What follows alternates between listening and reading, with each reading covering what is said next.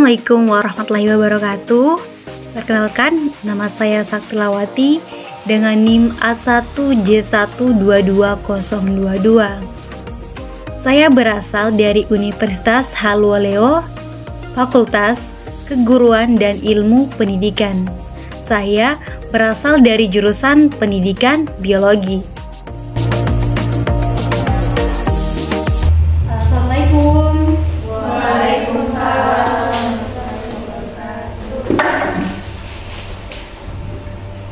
Selamat pagi anak-anak.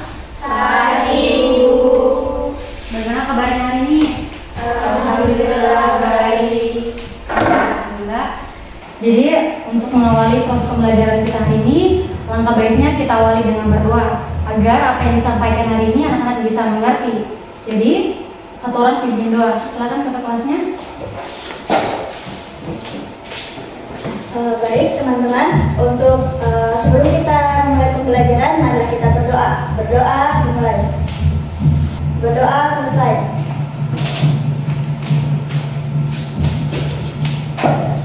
Baik, Ibu akan absen terlebih dahulu. Ainil Putri Salsabila. Hadir, Bu. Elma. Hadir, Bu.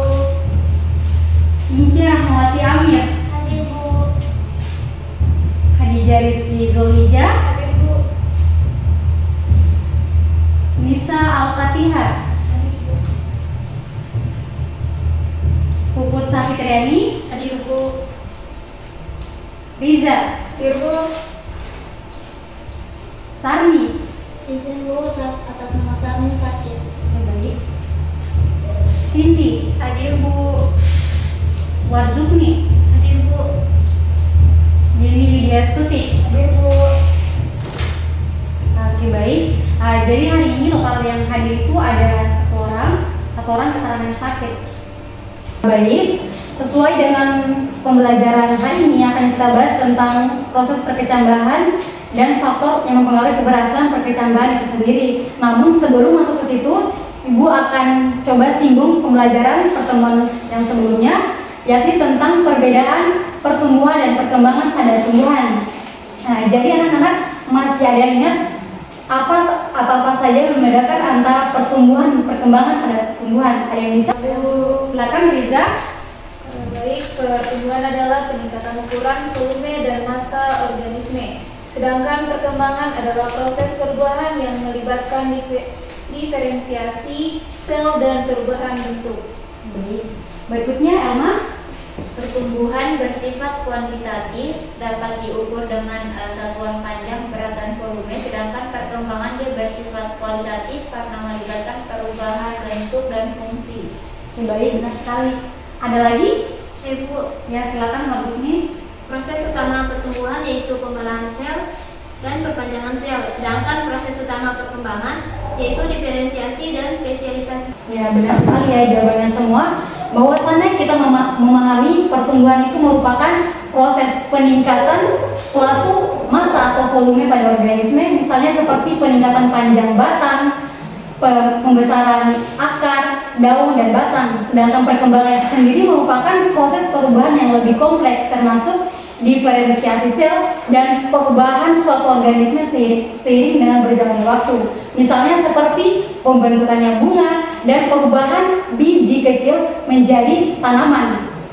Itulah perbedaan pertumbuhan dan perkembangan pada tumbuhan. Jadi sesuai yang seperti yang Ibu katakan di awal tadi, bahwasannya hari ini kita akan mempelajari terkait dengan proses perkecambahan dan faktor-faktor yang mempengaruhi keberhasilan perkecambahan. Nah, jadi sebelum itu Ibu ingin tanya, sebenarnya apa kalian pernah melihat biji tanaman misalnya seperti jagung atau kacang hijau? Pernah, Bu. Ya, pernah ya. Jadi apa yang kalian perhatikan pada biji tersebut setelah beberapa hari? Saya, Bu. Ya, silakan. Setelah beberapa hari, biji mulai mengeluarkan tunas kecil, akar muncul dari bagian bawah biji, dan daun-daun kecil mulai terbentuk. Ya, benar sekali ya. Jadi kira-kira faktor apa yang mempengaruhi sehingga biji tersebut bisa berhasil untuk tumbuh? Saya, Bu. Ya, silakan. Faktor-faktornya meliputi air, cahaya, suhu, nutrisi, dan oksigen. Ya, benar sekali ya, bahwasannya faktor-faktornya itu ada mulai dari cahaya, nutrisi, suhu, dan oksigen. Jadi dengan anak-anak mengingat kembali pelajaran dari pertemuan sebelumnya tentang perbedaan pertumbuhan dan perkembangan, akan lebih memudahkan anak-anak untuk memahami bagaimana sih proses biji itu untuk berubah menjadi tanaman kecil. Nah, untuk itu pada pertemuan kali ini kita akan membahas tentang tahap-tahap perkecambahan dan faktor yang mempengaruhi keberhasilannya.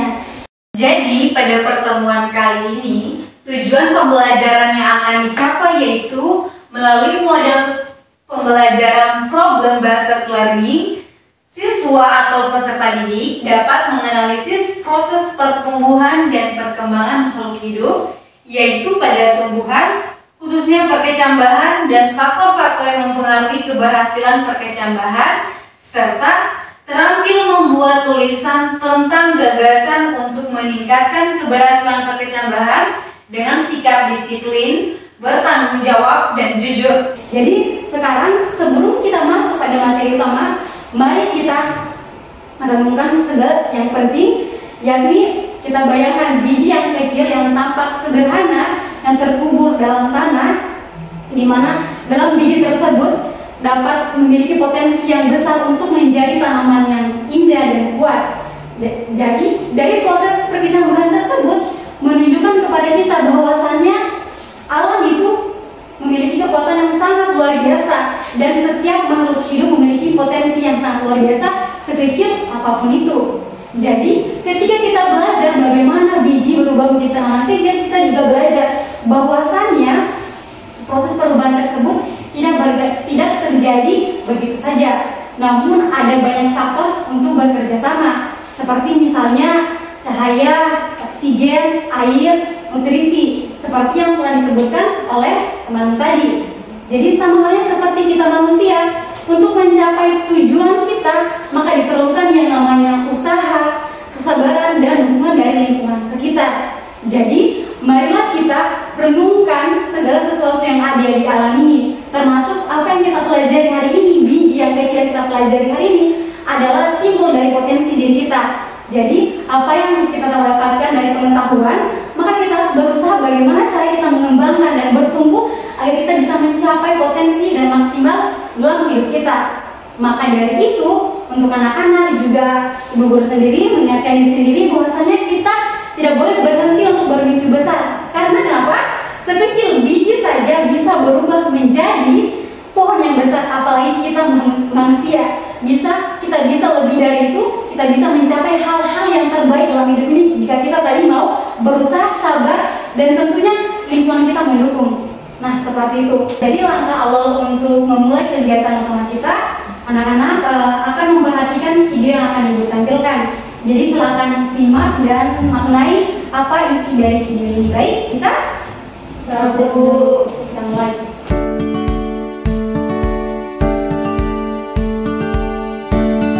Baik anak-anak, setelah dari video yang telah ibu tampilkan tadi, sekarang anak-anak perhatikan gambar yang terpampang di layar. Ini merupakan contoh dari perkecambahan kacang hijau dari wadah yang berisi air, di mana mulai dari biji hari pertama sampai hari ke-7 itu perkecambahannya menunjukkan atau terbentuknya menjadi tanaman kecil.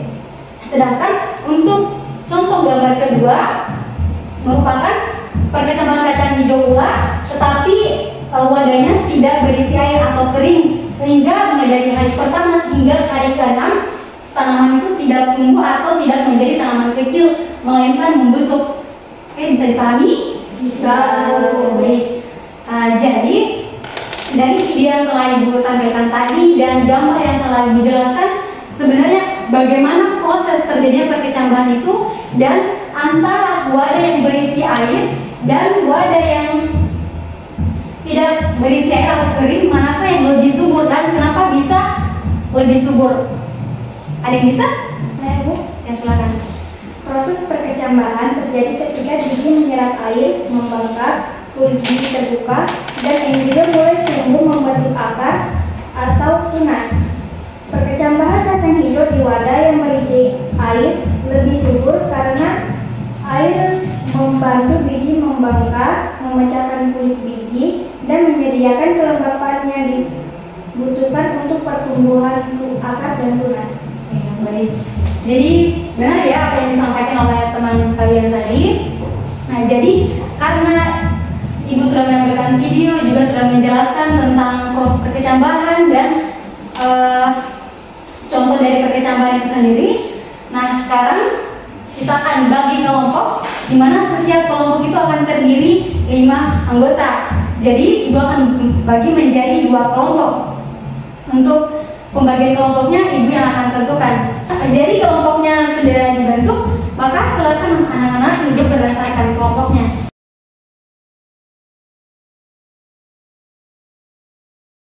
Tujuannya dibentuk kelompok ini agar anak-anak dapat melakukan pengamatan proses perkecambahan pada kacang hijau di wadah yang berisi air dan wadah yang kering. Nah, jadi untuk perwakilan masing-masing kelompok silakan ke depan untuk mengambil objek pengamatan yang telah Ibu sediakan dan lembar LKPD-nya untuk mencantumkan hasil pengamatan. Silakan ke depan.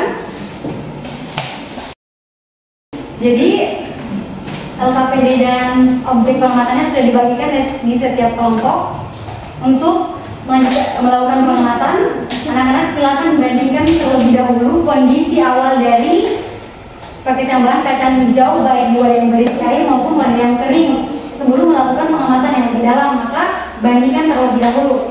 Maka sekarang anak-anak melakukan pengamatan terkait perkecambahan kacang hijau pada wadah yang berisi air maupun wadah yang kering dari hari ke hari, mulai hari pertama sampai hari kelima. Nah, untuk langkah-langkahnya bisa perhatikan ke papan. Nah, pertama itu anak-anak ambil objek pengamatan dari kacang hijau baik di wadah yang berisi air maupun wadah yang kering. Setelah itu coba amati perkembangan biji dari setiap wadah dari hari ke harinya. Lalu setelah diamati, masukkan hasil pengamatan itu ke dalam tabel. Nah, tabelnya bisa diperhatikan seperti di papan.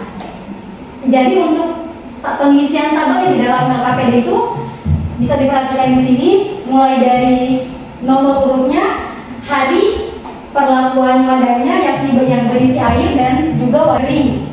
Misalnya pada hari pertama untuk wadah yang berisi air itu aktivitasnya biji mulai membengkak, sedangkan biji itu atau kacang hijau tidak ada perubahan. Jadi ini didapatkan hasil pengamatannya berdasarkan hari. Begitupun untuk hari-hari berikutnya, dari hari kedua, ketiga, keempat, dan kelima, langkah-langkahnya sama tadi seperti hari pertama. Jadi bisa? Baik. Bisa? Silakan mulai pengamatan.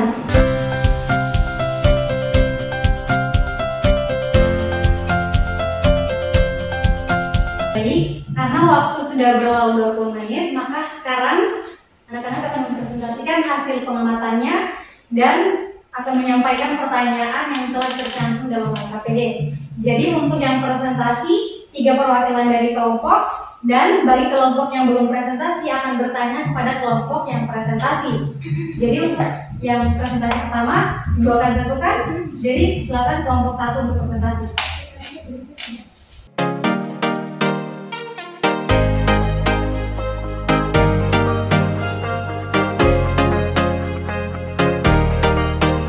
Baik, jadi dari hasil presentasi dari kelompok 1 maupun kelompok 2 menekankan bahwasannya perkecambahan kacang hijau itu merupakan jenis perkecambahan epigel, di mana kotiledon itu terangkat di atas permukaan tanah. Selain itu juga dari hasil pengamatan yang anak-anak lakukan bahwasannya perkecambahan yang berhasil itu pada wadah yang berisi air, karena kondisi tersebut menyediakan lingkungan yang mendukung untuk ambibisi, aktivitas enzim, dan pertumbuhan embrio. Sedangkan pada wadah kering, perkecambahannya tidak berhasil karena kurangnya air yang esensial untuk mengaktifkan proses perkecambahan. Jadi intinya dari hasil pengamatan anak-anak lakukan, mulai dari kelompok 1 maupun kelompok 2, menekankan bahwasannya air itu sangat penting dalam proses perkecambahan yang kalian amati. Karena bisa dilihat biji kacang hijau di wadah berisi air menunjukkan perkembangan yang signifikan dibandingkan dengan biji yang di wadah yang kering. Oke, baiklah. Karena anak-anak telah mengamati proses perkecambahan pada pertemuan kali ini, yakni pada dua kondisi yang berbeda, yaitu di wadah yang kering dan wadah yang berisi air. Maka kita rangkum pelajaran pada hari ini. Ada yang bisa simpulkan? Saya, Bu. Ya, silakan. Baik, jadi dari hasil pengamatan kita tentang perkecambahan biji kacang hijau, kami mempelajari bahwa air merupakan faktor utama dalam proses ini.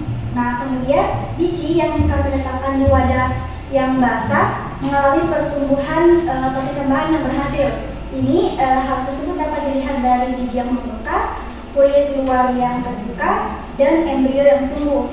Nah, kemudian pada biji yang pada wadah yang kering tidak mengalami keberhasilan perkecambahan, sedangkan pada biji yang kering tidak mengalami perkecambahan. Hal tersebut terjadi karena faktor air yang kurang saat proses aktivitas enzim dan proses inhibisi. Nah, hal ini dapat dipelajari bahwa pentingnya lingkungan yang sesuai untuk pertumbuhan dan perkembangan yang optimal. Baik. Oke, baik, terima kasih. Beri tepuk tangan kepada Aini.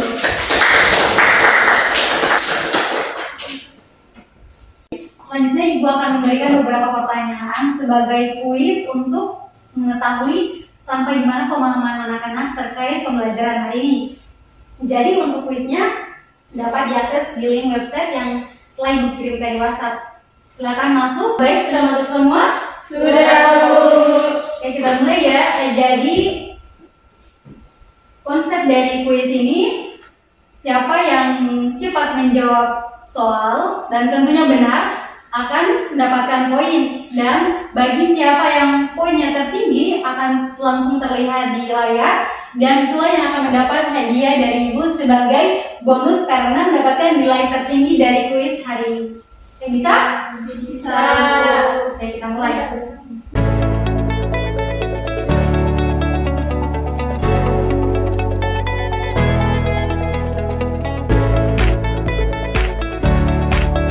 Jadi untuk nilai kuis bisa diperhatikan nilai yang terpampang. Untuk poin tertinggi yaitu Elma, beri tepuk tangan.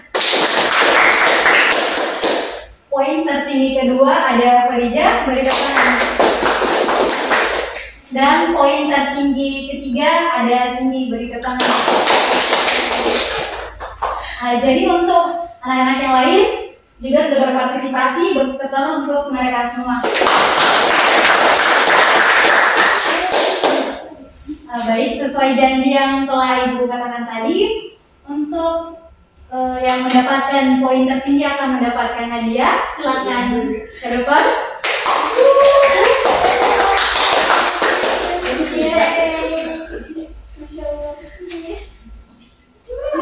Oke, beri tangan.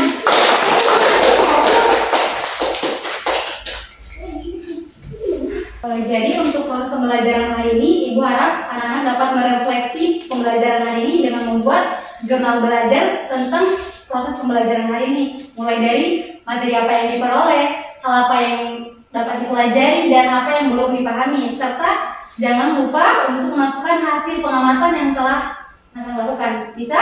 Bisa, Bu. Baik, jadi sebelum pembelajaran hari ini diakhiri, tentunya tidak lupa Ibu akan memberikan tugas untuk anak-anak sebagai pekerjaan rumah. Jadi tugasnya itu silakan mencari lebih lanjut tentang faktor-faktor yang mempengaruhi perkecambahan selain air, yaitu cahaya dan suhu. Dan tugasnya akan dikumpul di pertemuan depan. Insya Allah pertemuan depan kita akan membahas tentang pertumbuhan dan perkembangan pada hewan. Jadi Ibu harap materinya dibaca ya. Baik, Bu. Nah, baiklah, itu semua untuk proses pembelajaran hari ini. Terima kasih atas partisipasinya, dan semoga apa yang dipelajari hari ini dapat bermanfaat dan menambah wawasan anak-anak. Amin. Jadi, jika ada yang belum dimengerti, jangan ragu untuk bertanya di WA Group. Dan sampai jumpa pada pertemuan berikutnya. Sekian dan terima kasih. Wassalamualaikum warahmatullahi wabarakatuh. Waalaikumsalam.